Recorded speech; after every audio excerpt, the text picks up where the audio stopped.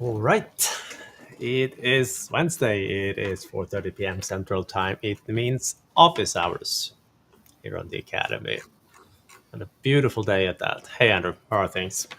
Oh, like you said, it's a beautiful day outside. It's nice and warm today, finally. So my hope is to get outside for a little bit after this. How are you doing? I'm pretty good. I have a different kind of plan. I'm planning to take a nap royale after this because I've been up since 4:30 this morning, working with a customer over in Europe, and sometimes you have to adapt to their time frame or time zone. Time frame, that's a new word. Anyhow, yeah. So I'm gonna take a nap. That's my plan. Well deserved. Well, it should be warm enough for you to go get some nice fresh air when you wake up still. Sounds good. All right. Aside from the weather, what's new? There's always something, isn't there? I've got a couple of things that I came across that I found interesting. If you want to share my screen. I do. I do. Some tips and tricks and some news. First one here is a post from Marc-Andre Moreau. A fantastic post. I do find it funny, the effort that it takes to customize something, as you can see here in the title. So this is a post on disabling the Windows 11 taskbar search box that we can find right down here for all of your users. The level of effort to do this is, I don't know if humorous is the right word, but it's interesting. So obviously worth a long blog post that essentially you've got to go through a PowerShell script to get this done. So wanted to get this out there. I know we've come across over the last several years, folks that still want to do some customization of Windows, and this is one of the ways that you can do so. Remember when it used to just be a group policy, Johan? Yeah, those were the days. Yes, Checkbox enabled, or radio button, I guess it was. Exactly. Well, Microsoft just wants to make sure that you see the donuts on Donut Day. That's all. That's very important.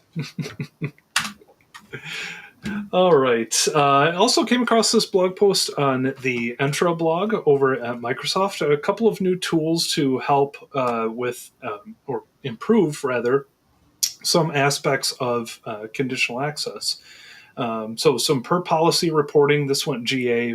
It's been out for a little while. Excuse me.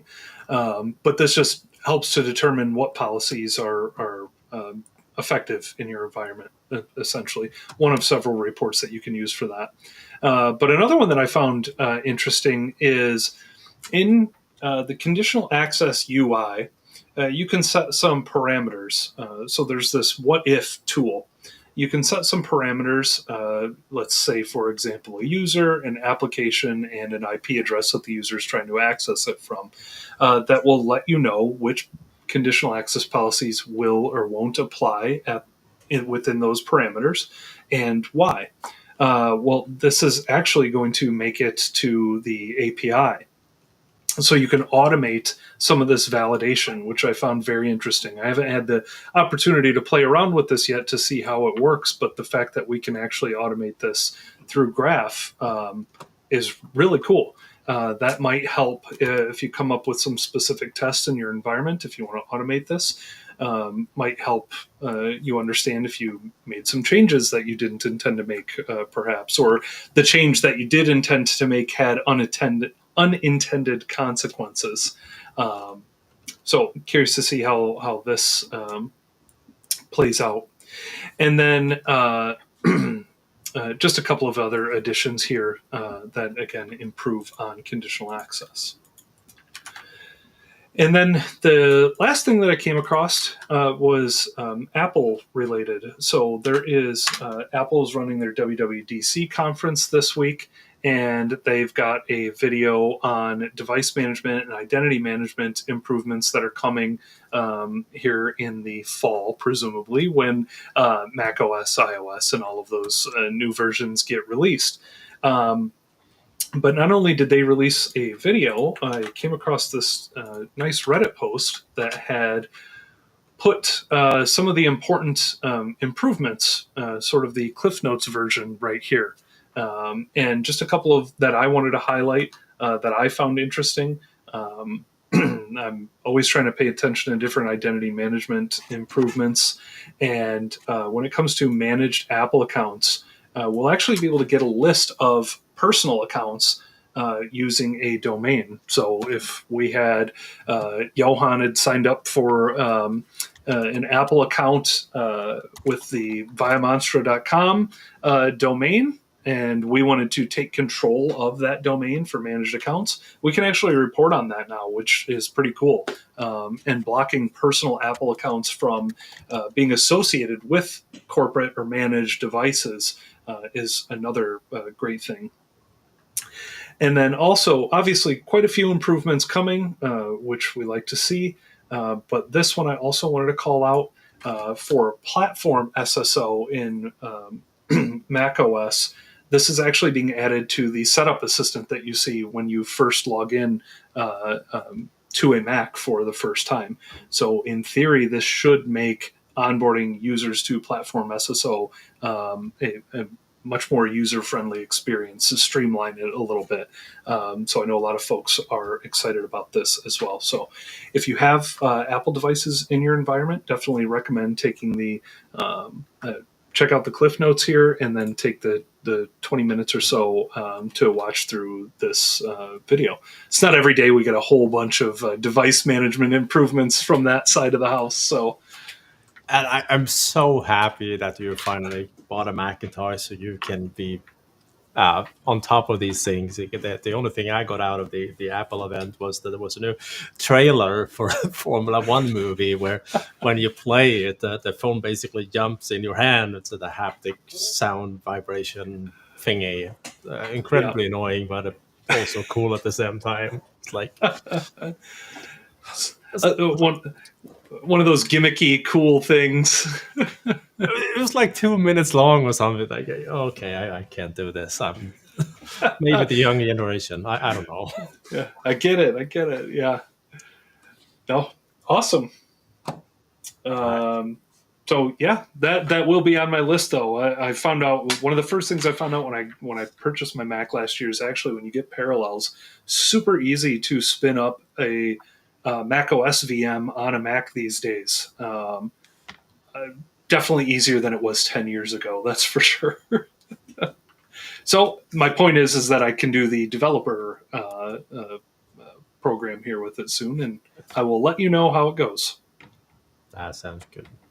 All right. I remember like a decade ago, someone figured out how to run a Mac virtually in a VMware environment, but I was like duct tape and everywhere to get that going. I also remember Apple not being too happy about that. To no one's surprise, yeah. Exactly. All right. Yeah. So that's what I have for this week. Okay then. I have a couple of things myself. Let me go ahead and share my screen since I have been in the habit of forgetting to do that.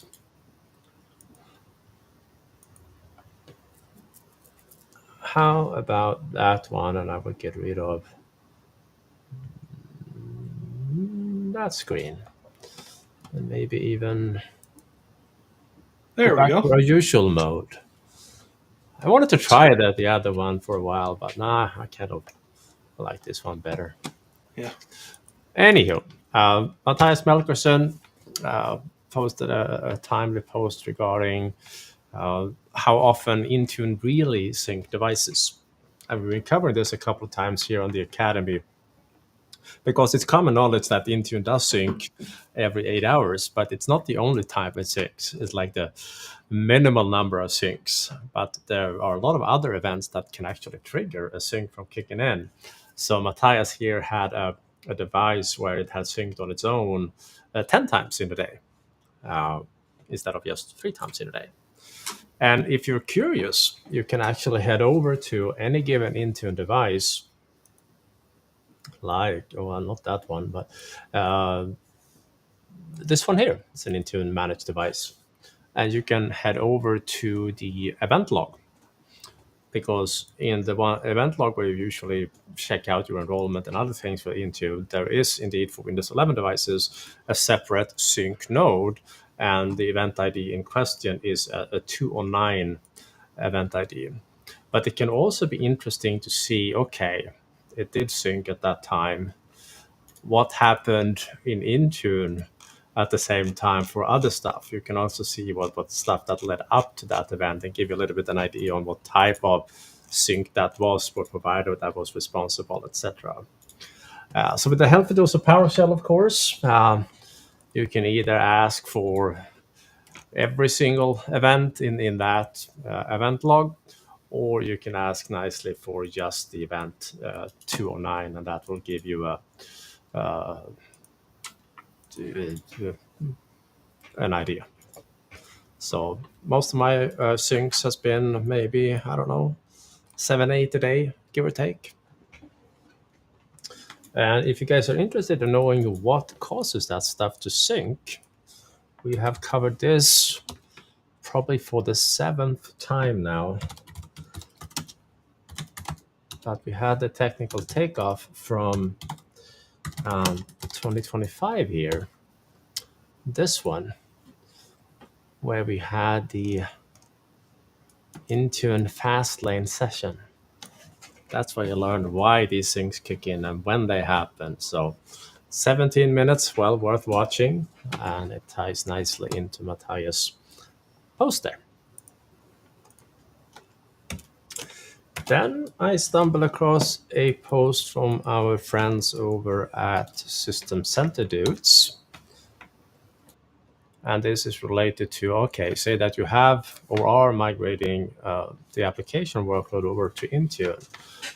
How about keeping track of stuff that may still be created in the ConfigMgr environment? Like old school admins that just won't bulge, that they still continue to use it and create stuff. And this is more or less a little solution to keep track of those healthy dose of SQL queries, and yeah, you get a report out of it. Beautiful. You can download it right here. Then I think it's worth mentioning that we do have an upcoming mini course, Andrew and I, coming up June 17, sharing our notes from the field on Windows 11 upgrades. So if there is anyone out there still not completely done and want to share of tips and tricks and real world notes, join us for a live session. It's an hour and a half long, and well, we do love questions, so there is that. It's going to be fun, and I suspect that there are quite a few folks that are still going through and doing that upgrade this year, especially over the next 4 months. Well, I saw 50-some registrations just this morning for the sessions. I figured, all right, there's going to be a few. Awesome. All right. Then our friend Rudy Ohms had an interesting morning. He was trying to figure out why he couldn't install the package manager. It turned out that eventually Azure had a certificate that had gone expired, and they fixed that later in the day.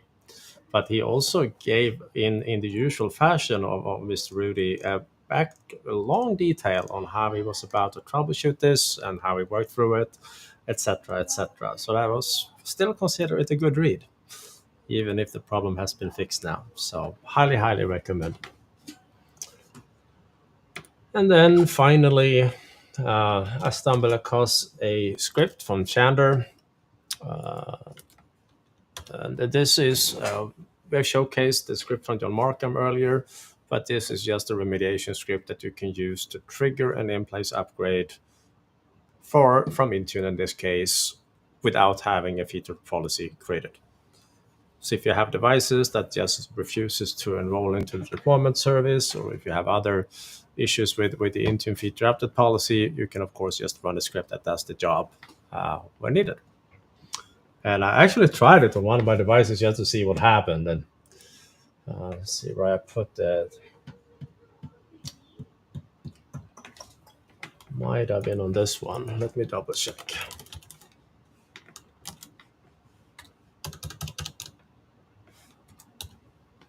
Nope, not on that one.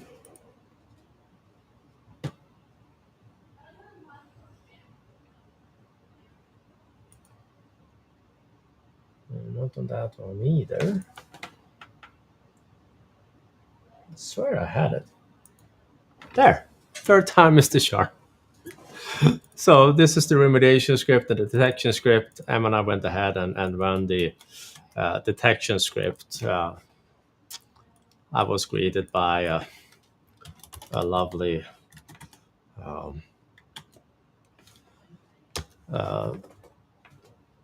little text message. Yep, you're definitely not on the version you're supposed to be. And by the way, this machine doesn't meet the hardware requirements either. So I didn't enable the TPM chip on this VM, and this host doesn't have the CPU either. So, but I thought it was pretty cool. Anyhow, the script worked well. It will call the Windows Update Assistant in the backend and drive that upgrade. So quite elegant way to get troublesome clients upgraded, even when Intune gives you an argument. So that's all I had for the moment. All right. A busy week in the community as always. Yeah. All right. So looks like we've got a couple of questions that have come in. Couple of hellos, familiar names and faces as always. Thanks for joining us today. I see Jeff's got a question here on YouTube. It responds to the first blog post that I shared. Why would they want to take away search? It works so well. Yeah, I think in Mark Andre's case was if you want to reclaim the real estate, right there. So hey, that's fair. Yeah, valuable pixels back. Absolutely. Yeah. That's right. That's right. All right. And I see Matthew had a question in here as well that Jeff actually had a suggestion for. So Matthew is using add-appxpackage PowerShell commandlet, but getting an error that you cannot install using a local system account. But if I try to run this step as the following account with an account that can run the command, then the script does not run at all. I can see it at the parsing step, but then it goes on to the next step. Any suggestions? And Jeff suggested trying the add-appxprovisioned package commandlet instead and see if that helps. Yeah, that's a good tip. Thank you for sharing that one. Yeah. And then Matt had a question here that he sent over to me on Discord just ahead of time, actually.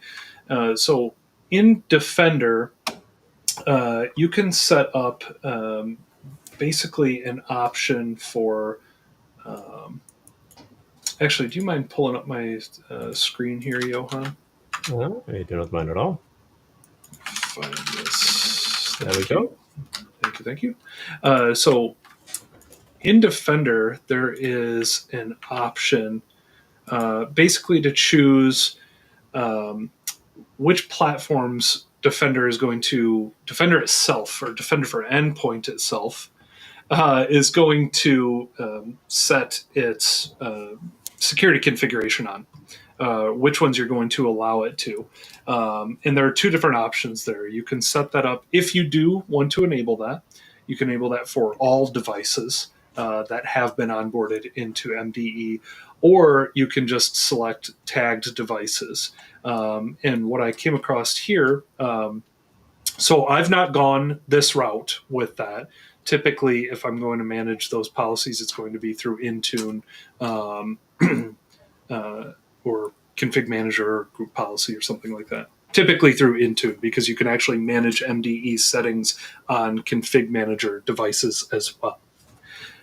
Nevertheless, I've not personally used it this way, but I found this blog post from Jeffrey Apple, who I follow often when I have MDE questions.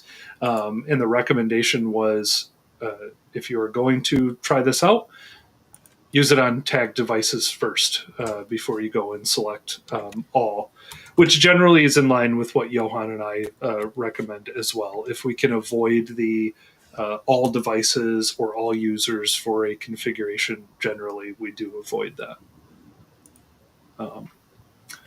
So I did want to share that, and Matt, I already shared this link with you, but I will get it shared out for everybody else this evening.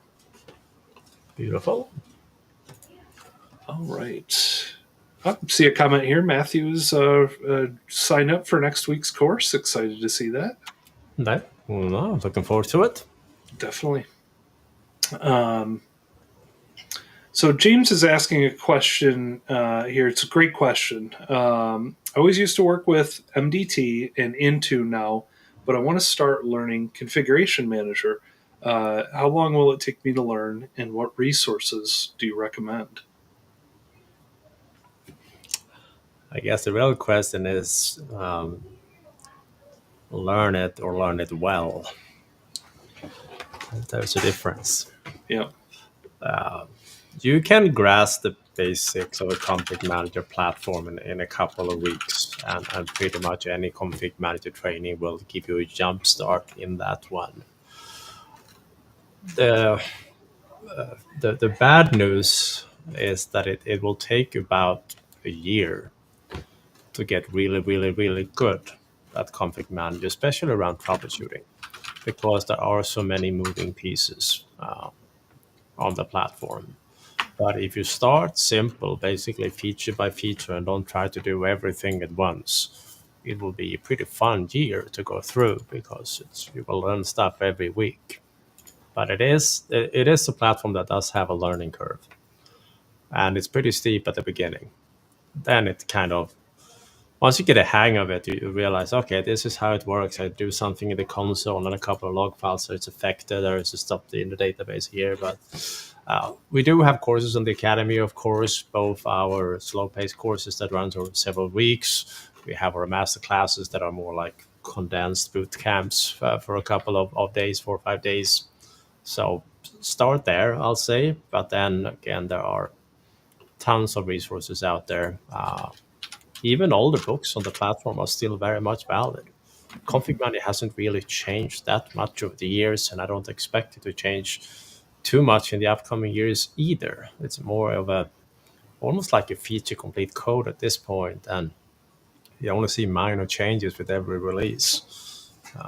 So someone that learned Config Manager back in, say, 2019 and knew it that well, they will be equally good today on that platform, I'll say. So yeah, my little rant on the topic. Well Love said. the platform though, yeah, I have to say.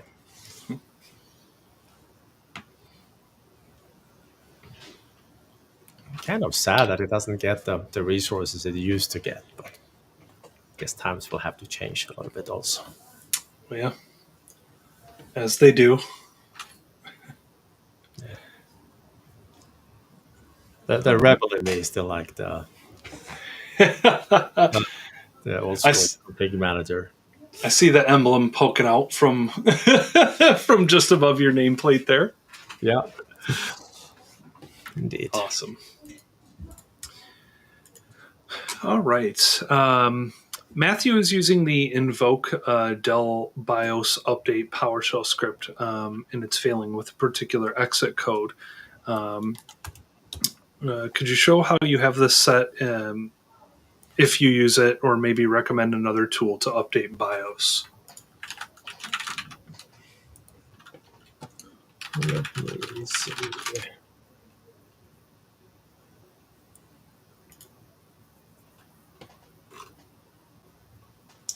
I do not recognize that exit code at all. But when you run, so the script, let me borrow the screen for a second. All right.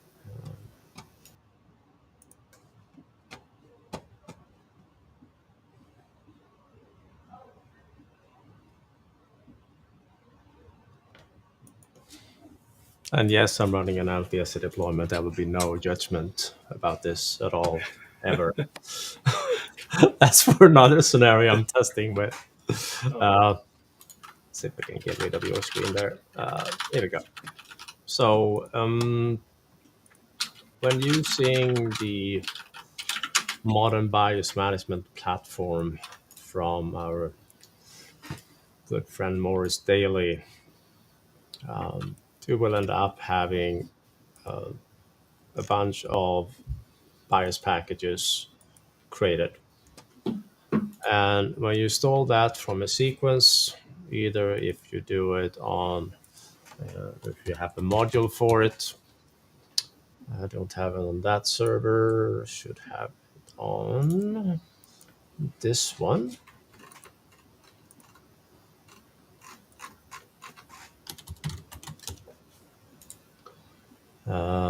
Here, module BIOS update. So this is the script in question to run the Dell BIOS update. That one launches the right tool from the vendor, but that one also has an additional log file.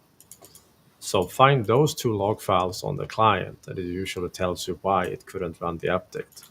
Usually it's because the vendor made some changes in their package, or they forgot to put the binaries with it or something. But you'll have to review those log files to find out why it failed. Sometimes weird error is just that the BIOS that you try to upgrade is too old. So say that you have a BIOS version 4 on the device, you try to update the BIOS 17, but you have to go through 11 to get to 17. So I would need the log files to be able to tell you what's going on. But you will have one log file from the script itself, and you will have one log file from the BIOS utility itself. And they usually give you an idea on why things is not functional. Yeah.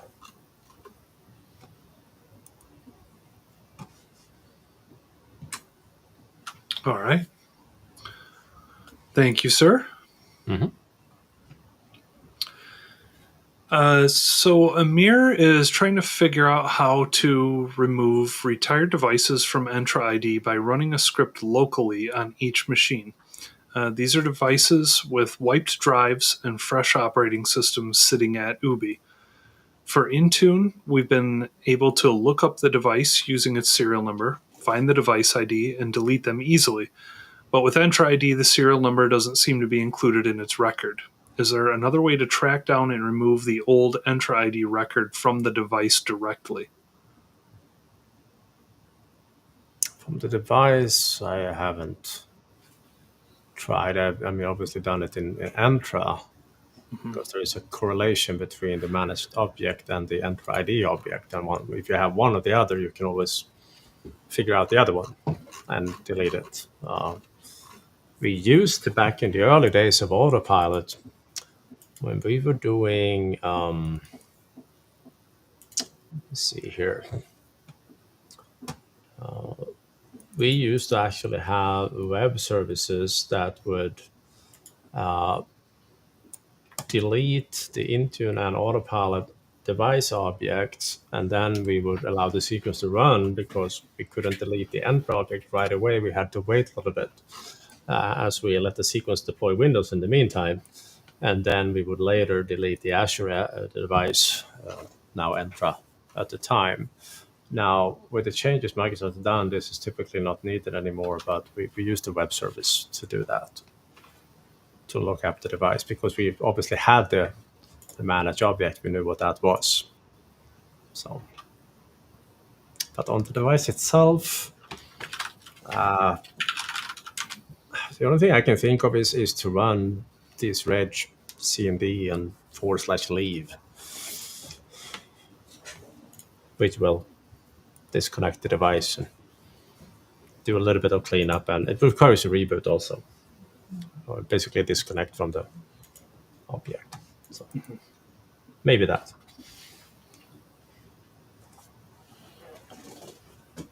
All right. Then Matt's asking, can we talk about how to manage Defender for servers? Can we do that via Intune even when Intune does not manage servers? So you can onboard servers through Intune. You can onboard servers into Defender for Endpoint using Intune as long as they have the ConfigMgr agent installed in them. And those devices are actually being sent up to Intune. So basically co-managed. Yes, exactly. And it's sort of a special thing for this because obviously we can't actually manage servers through Intune, but we can onboard them this way. In terms of actual policies and things like that, though, I believe there are some options. Of course, you could use, there's some options in group policy, and I think there are some options in Azure Arc as well. I have not used it for Defender for Server, but I believe you might have some options there.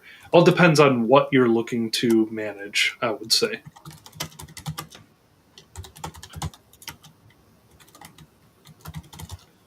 All right.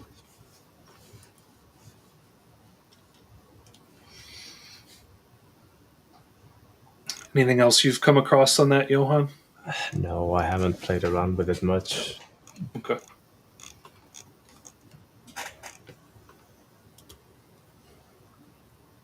All right.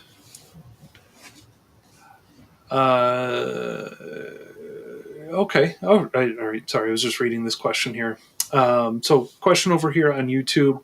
If I want to allow my help desk agent to be able to add a device to a collection without access to the admin console, what's the easiest tool to set that up? Management won't let me add a help desk role. I don't know. Write a little PowerShell script with a GUI. Yeah. Still gonna need the permissions though, so you'll have to go through some hoops. Have some sort of service account, and just easy to give the right people the right tool for the and permission to do their job. Yep.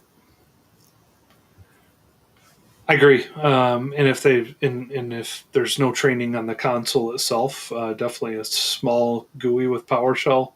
I've done that in the past with just Active Directory group management, but you could just as easily do that with collections, I think. Yeah, just drop down and select and add and done. Yep.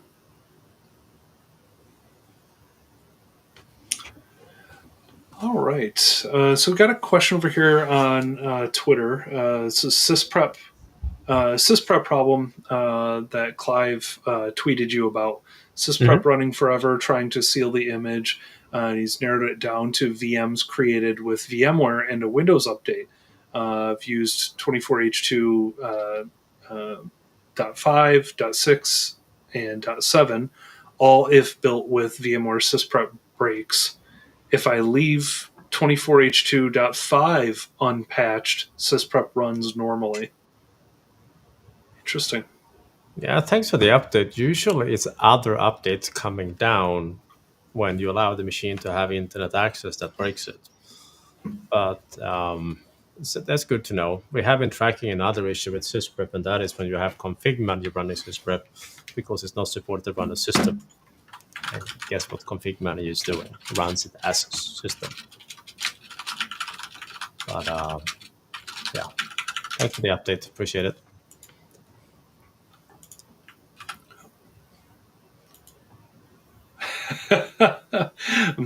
Follow-up comment there. I'm going gray because of this. Yep. Yeah, Been there. That's how you spot a seasoned Sysprep user. Get a lot of gray. All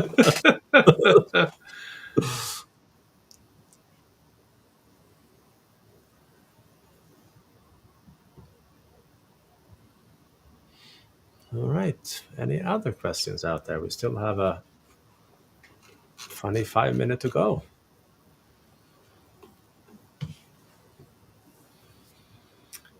Everyone's out enjoying that nice weather.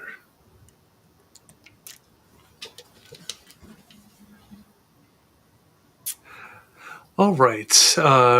Richard's got a question over here on LinkedIn. As we are looking to move to cloud for workstations, we are also looking at options for server patching and decommissioning ConfigMgr. I think I heard at one of the MMS sessions that there was an Azure patch solution, but I don't recall the name. What options other than WSUS are out there?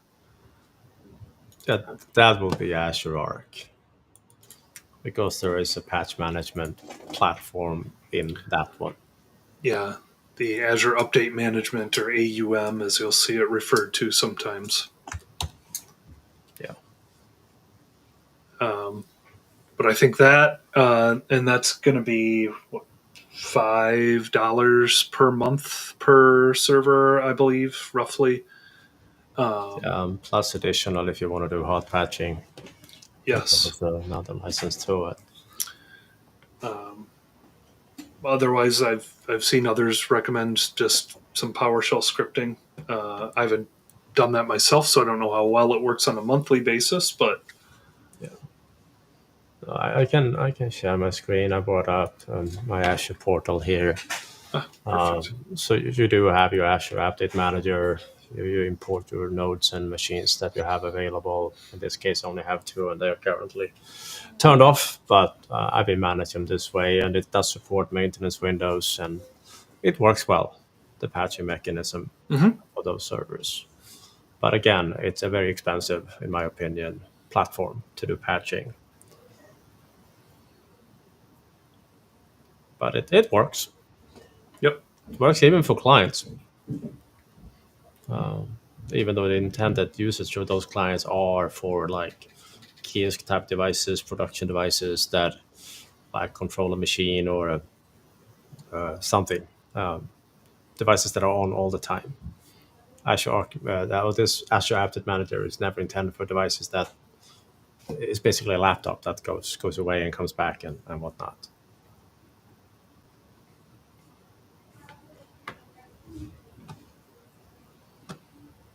Yeah. All right. Clive just had a follow-up comment here. We were talking about Sysprep with VMware. Hyper-V VMs, 0 issues on there. So good to know. Oh, interesting. Yeah. Could be some sort of compatibility with different hardware in VMware. I know you have different like configuration options. It could be VMware tools giving you a hard time. Yeah. Sysprep. So thanks for the info. Appreciate it. And then Richard, before we stray too far away from that question, Richard asked if Azure Update Manager can make updates available and have the users install at their with their timing. Not that I have seen. I've only done the required updates. There might be an option for it, but I haven't seen it. Yeah, the only thing I've seen that's even close to it is still here in the admin portal. I think you can do a one-time update, which is really just an ad hoc. It checks for updates and installs them and everything, but nothing on the end user side. Yeah, it doesn't. I haven't seen like a software center, but for this one, right. All right, so got a DO thing here on YouTube. I wouldn't believe the problems we're having with the DO right now. 24H2 feature update is failing downloads with DO timeout. GPO has disabled download mode for DO, but it keeps trying DO for some reason. And they're trying to not use DO, but that process continues to try to use it. And then there is a follow-up error code and error message as well. Yeah, in general, I would not even remotely recommend trying to skip delivery optimization. It's built and tested for that delivery platform.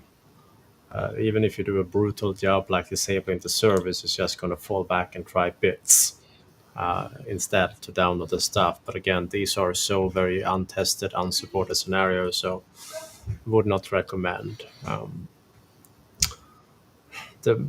The most common reason we see for errors are basically proxies and SSL inspection being in the way of downloading stuff in a timely fashion.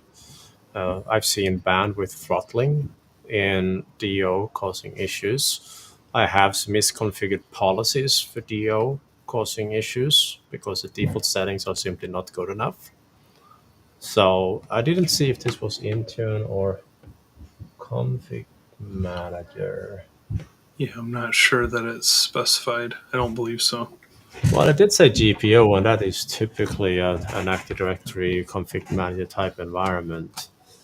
But basically, you have a few different options. Sometimes just seemingly obscure configurations will do magic.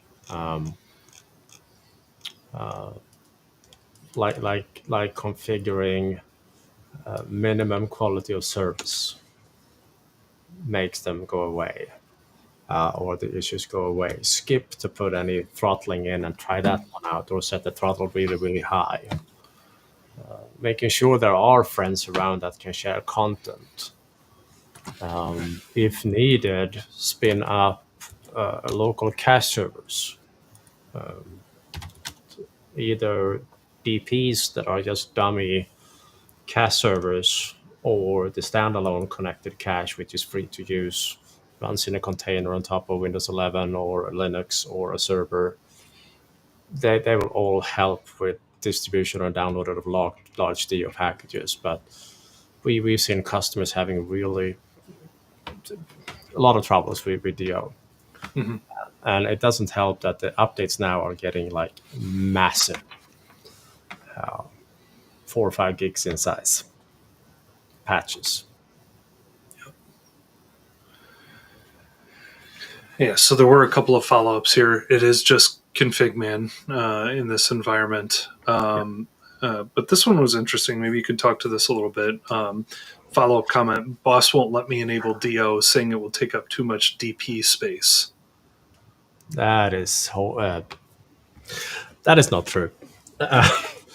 Even if you practically, let me see what I have here.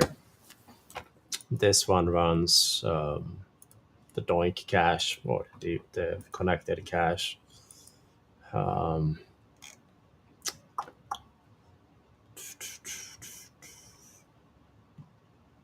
Where did I put that one? Here. Here.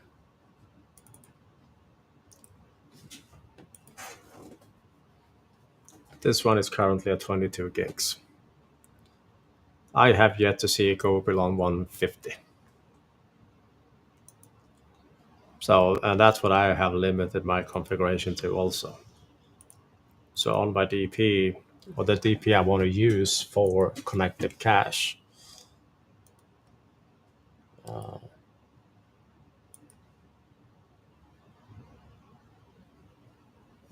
this is where I specify to not use more than 150. And if your manager cannot afford to buy 150 gigs of storage, I don't know what to do. It's nothing. And it's only on the machine that you dedicate to cache service anyway. If I go to one of my... So I have a couple of standalone MCC servers also somewhere. Here, they've been running for a couple of days here, but if I check the storage on one of those, and I have them since for several months, downloading updates, sharing updates, and I don't know, total on this one, less than 60 gigs used. Nothing. So if you cannot have it on a distribution point, just set it up on a Windows 11 box and have it be the cache. Well, and I think to tack on to that, or just to solidify what you're saying, correct me if I'm wrong, but it will probably end up costing more money to go through all of this troubleshooting to disable it than just adding some disks somewhere. Yeah. Yeah.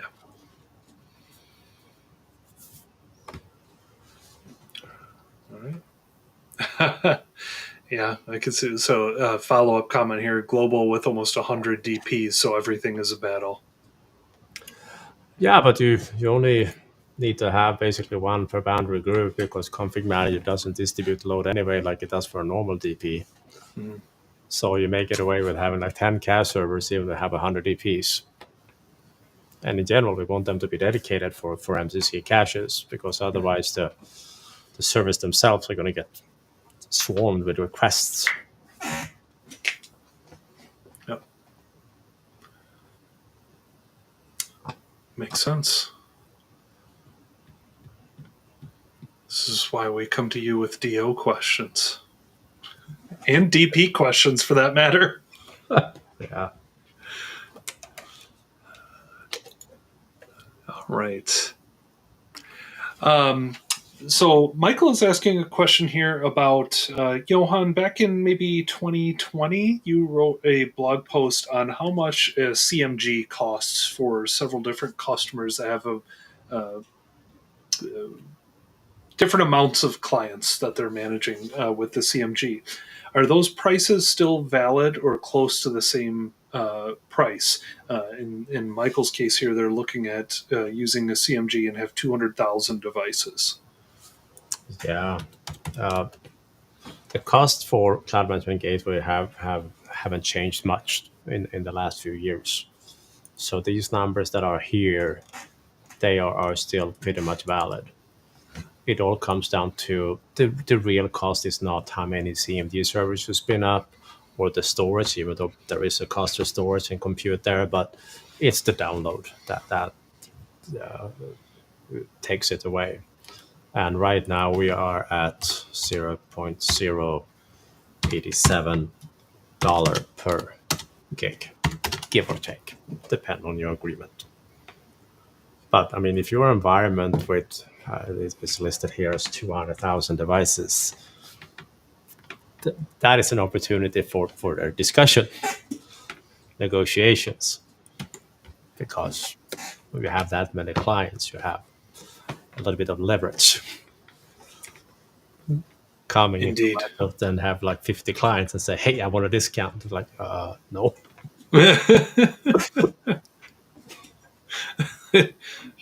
Click.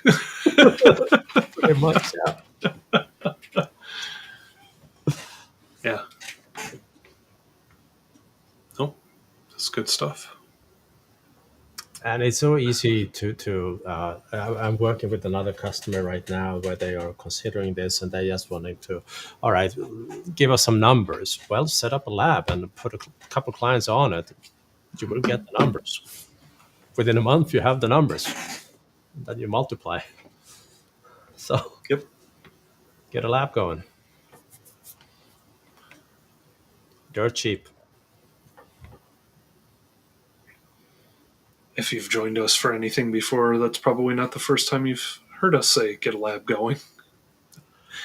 No, I mean, I still stumble across customers every other week. They do everything in production. I'm like, can you please get a QA or test or dev or pre-prod, whatever you call it?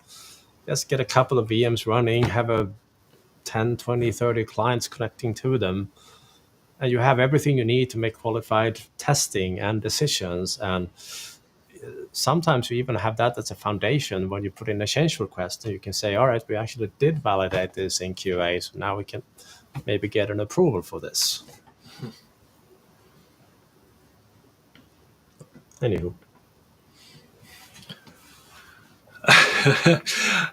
I love this comment here from Zach Sattler over on YouTube. Absolutely love seeing Johan's list of VMs and how he knows exactly which one to go onto for a specific scenario. It never gets old. It is quite a talent that you have. And even a step further, I like how you know which of your 3 config manager sites and infrastructures you need to go to. I've been doing it for a bit, so after a while you remember. But trust me, there are moments where I'm like, oh, where is that stuff? Well, I mean, back to, we were talking about a lab, and some of those you've had around for a very long time that they've just organically grown and been upgraded and updated. So, yeah, to your point, I'm sure some of them you've been using literally for years. Yeah, I ran a documentation script of one of my older config manager servers just a little while ago. I love this documentation script. It's from Paul Vetter. He took over from David O'Brien back in the days. But it generates really nice scripts or documentation with, So this particular server has been around since, I can zoom in a little bit here. Was it think you want to be sharing right now, it sounds like? Yeah, that's also a good idea. There we go. Here is the result from that documentation script. Let me see if I scroll down a little bit. Yeah, this one started at 1602. Wow. Back in 2016. And it's been upgraded a few times. Yeah, I would say so. Yeah. Be coming up on 10 years old. Heck yeah. Yes, sir. It's awesome. And funny enough, this is my most modern one now. It was a while since I ran the script, but this is 2503 one with hotfix. So now Pix is working also. That was a bonus feature with the original 2503. Yeah. It's quite the bonus. Yeah.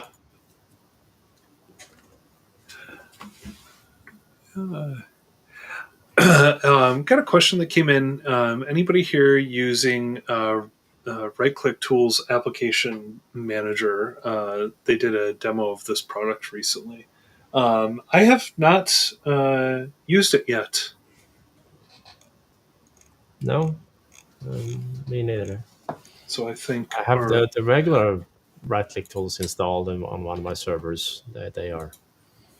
And I'm sorry, my answer is still the same, but I need to correct myself. I said application manager, but the question was about application workspace.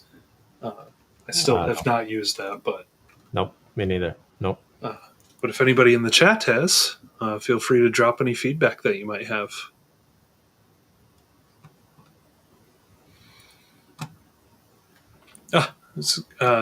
Comment here. Always tell friends to run your hydration kit. Perfect lab.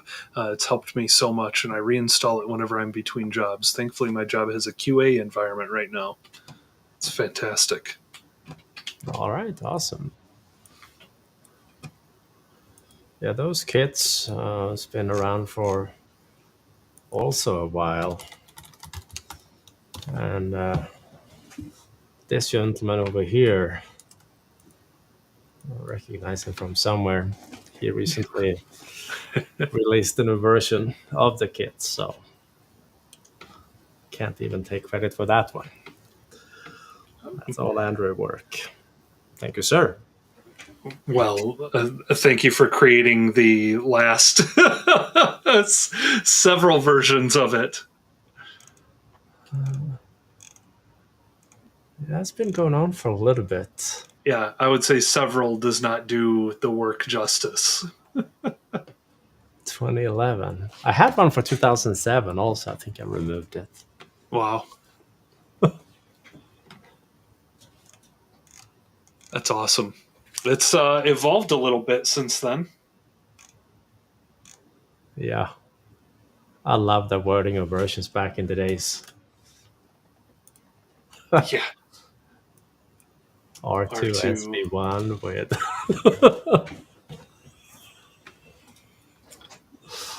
with some fun memories. All right. Till they finally got on board with the year and year and month. Yeah. Felt the peer pressure of everywhere else. Yeah, but it makes it so much easier. You hear it and you know exactly how old it is. Yeah. At least close to a month. Unless you're Windows 10 2004. That one was a little confusing. Can't have everything. Right. Sabina was released in 2004, but nope. It was not. Traveled back in time just to release Windows 10. That'd be awesome.